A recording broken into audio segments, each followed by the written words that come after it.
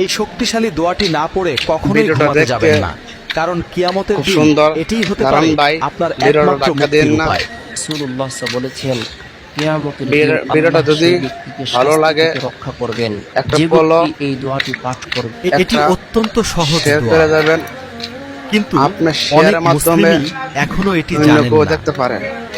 দোয়াটি শেয়ার করার আগে অন্তত একজন প্রিয় মানুষকে ভিডিওটি পাঠান, কারণ একটি দোয়া শেয়ার করাও হতে পারে বড় সওয়াব। রাসূল বলেছেন, আল্লাহ সেই ব্যক্তির চেহারা উজ্জ্বল করুন যে আমার কথা শুনে তা বোঝে এবং অন্যের কাছে পৌঁছে দেয়। এখন এই দোয়াটি পড়ুন এবং মুখস্থ করুন। আল্লাহুম্মা কিনি আযাবাকা ইয়াউমা তাবআতু ইবাদাকা। অর্থ, কাবা হে ঘরটা আল্লাহ, খুব আপনার সুন্দর। আযাব থেকে আমাকে রক্ষা করুন যেদিন আপনি আপনার বান্দাদের পুনরুত্থিত করবেন। আমিন। এই দোয়াটি নবী করিম প্রত্যেক ফরজ সালাতের পরেও পাঠ করতেন।